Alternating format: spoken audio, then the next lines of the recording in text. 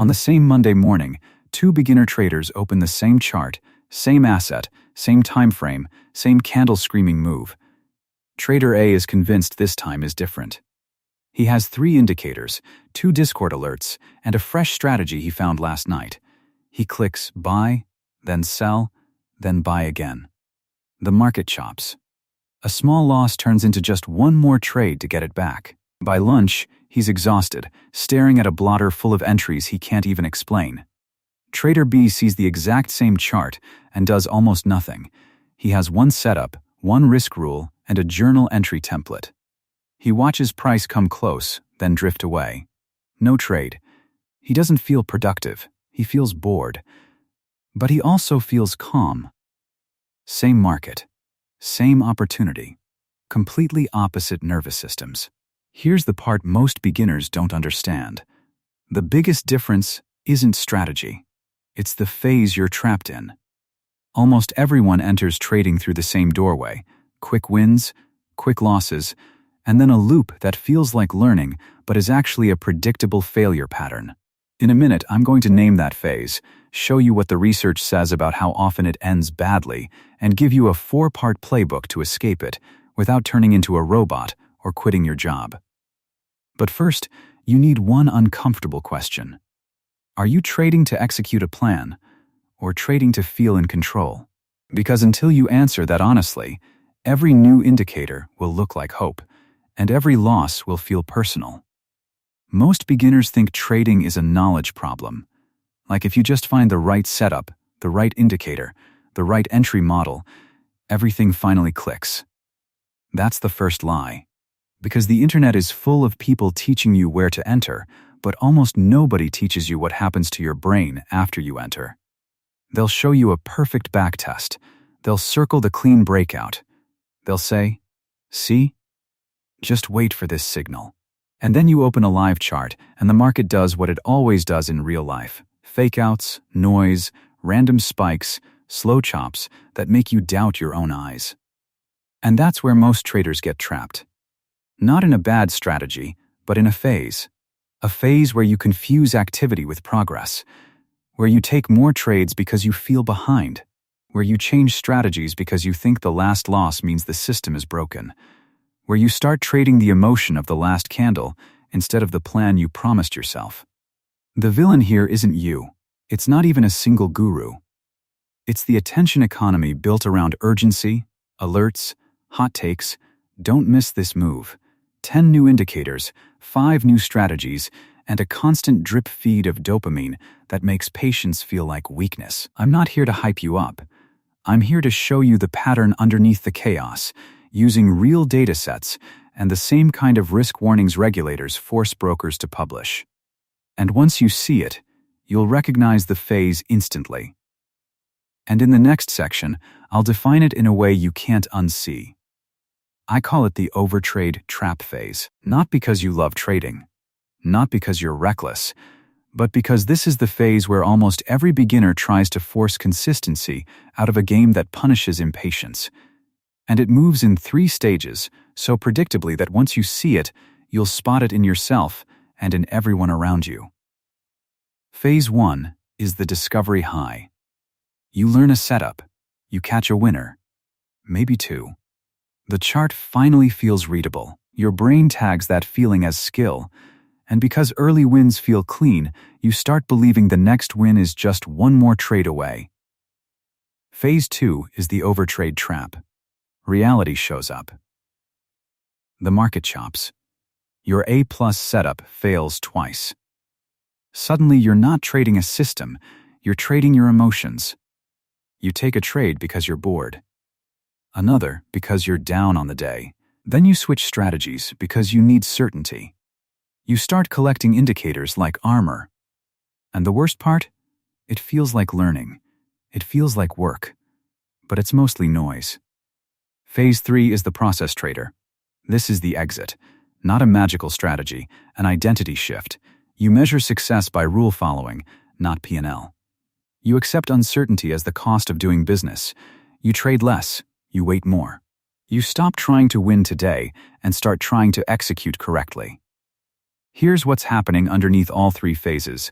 Money transfers from people who need action to feel in control to people who can sit still and execute with discipline when the market stops being friendly. Now, you don't have to take my word for it, because when you zoom out and look at the datasets, real trading records, real broker disclosures, real regulator warnings, the pattern is brutal. And it's consistent. Let's look at the numbers. When people talk about trading failure, they usually talk in vibes. Most people lose. It's hard. You need discipline. But we don't have to guess. We have datasets. Start with one of the clearest papers ever published on the subject, a large study of Brazilian day traders by Fernando Chag, Rodrigo Delosso, and Bruno Giovanetti. They tracked real trading results over time and then asked a simple question: what happens to traders who don't quit? The ones who stay active for 300-plus trading days. After fees, about 97% of them lost money. Not had a bad month. Lost. And the fraction who earned more than basic wage benchmarks was tiny, around 1%, with an even smaller slice beating ordinary salaried jobs. That is the overtrade trap phase in spreadsheet form. Now zoom out to a different angle: investor behavior. Brad Barber and Terence O'Dean have multiple papers studying individual investors, and the consistent finding is brutal: the more you trade, the worse you tend to do. Active traders underperform by roughly a few percentage points per year, and the heaviest traders do the most damage to themselves. Their famous warning is basically a headline: trading is hazardous to your wealth, and regulators see the same pattern at scale. In Europe, bodies like ESMA require brokers to publish standardized risk warnings for retail CFD accounts. Those disclosures repeatedly show the majority of retail accounts lose money, often something like 74% to 89%, depending on the provider and period. That's not marketing. That's compliance language forced by regulators. Put it together and the message is simple: you're not failing because you're stupid.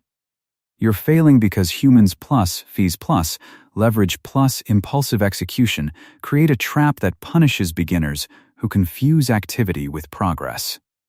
And notice what none of these sources say. Just find the indicator. The common denominator is behavior under uncertainty.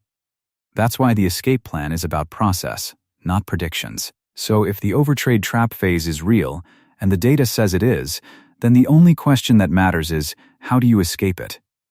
Not with a new indicator. Not with a secret entry.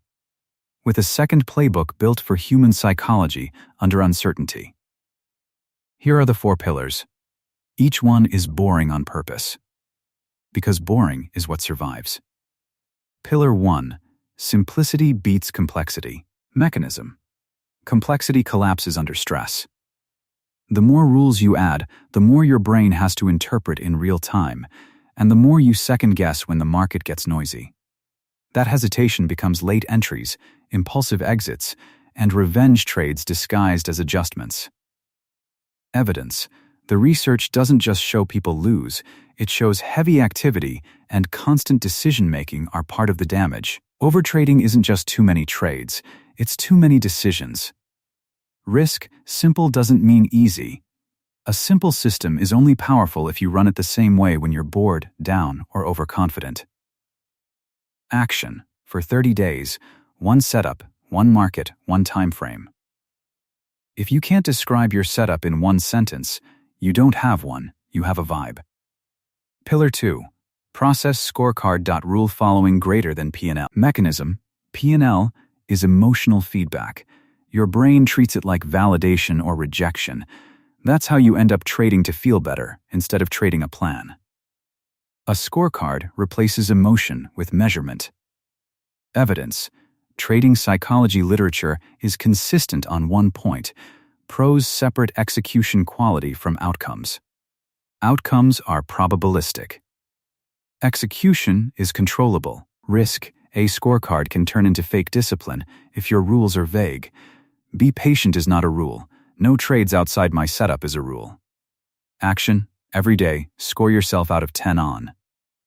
1. Did I only take my setup? 2.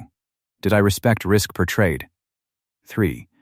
Did I stop after my max trades? 4. Did I journal every trade? Your goal is a high score, not a green day. Pillar 3. Strategic ignorance. Noise fasting. Mechanism, triggers create trades. Alerts, news, opinions, hot takes, each one adds a new reason to click. The more inputs you consume, the more you feel like you should act. Evidence. The overtrading problem isn't lack of knowledge. It's too many prompts. The attention economy manufactures urgency because urgency keeps you watching. Risk. Ignorance is not blindness. You still need to know your schedule, your liquidity, and your risk events, but you don't need live commentary on every candle. Action, remove price alerts, mute trading influencers, and set fixed sessions. If it's not your session, you don't trade. No exceptions. Pillar 4. Patience as strategy. Mechanism. Most of trading is waiting. Beginners feel guilty when they wait, so they manufacture trades. Pros treat waiting as the edge. Selectivity is not laziness, it's risk management. Evidence. If heavy activity correlates with worse results, then fewer, higher quality decisions isn't just philosophy, it's mathematics. Risk. Impatience disguises itself as hard work. You'll tell yourself you're grinding when you're actually leaking. Action. Cap your trades. Start with max 2-3 trades per day and only A+ setups. If it's not obvious, it's a no. That's the playbook. Simplify, score execution, cut noise, and weaponize patience. Now let's turn it into something you can actually follow, day by day. Here's the 30-day escape plan. Not a get-rich plan, a get-stable plan. Think of it like insurance. You're not predicting wins. You're reducing the probability that you blow up from the same behavioral trap most beginners fall into. Week 1. Reset and lock the rules. Your only job is to remove chaos. Pick one market, one time frame, one setup. Set a hard risk cap per trade and a daily loss limit. If you hit it, you stop. Set a max trades or day rule. 2 to 3 is enough. Build a simple journal template, setup type, entry reason, stop, target, emotion rating, rule compliance. No maybe. No just this once. Week 1 is about building a container. Week 2-3, execution reps. Process greater than profit. Now you train like an athlete. Same drill, repeated. Only take trades that fit the setup definition. After every session, score yourself out of 10 on rule following. Track 2 numbers daily, rule compliance % and impulsive trades count. If you're improving compliance, you're winning, even on red days. Because red days are part of the probability game. Week 4. Review like a scientist. This is where beginners finally grow up. Count how many trades were A+ versus random. Audit your worst day. Was it market conditions or broken rules? Identify the top 1 to 2 triggers that cause you to slip. Boredom, revenge, fear of missing. Then adjust one variable only, never the whole system. This protocol is built on what the datasets quietly scream. Most traders don't fail from lack of information. They fail from behavior under stress. Your job is to become the exception by becoming consistent. Here's how you know you're still in the overtrade trap phase. Signal 1. You change strategies every time you feel pain. One losing day and suddenly you're backtesting at 2 a.m. instead of improving execution. Signal 2. You take revenge trades. Not because the setup is there, because you need to get back to even. That's not trading. That's emotional bargaining. Signal 3. You measure your entire identity by P&L. A green day means you're good. A red day means you're broken. That mindset keeps you stuck forever. Now go back to the 2 traders from the beginning. Same chart, same market, same opportunity. One kept clicking for control. The other built a process that made control unnecessary. If you're serious, save this video and run the 30-day protocol exactly as written. And send it to the friend who keeps saying they're grinding but somehow never escapes the same phase. Stay sharp.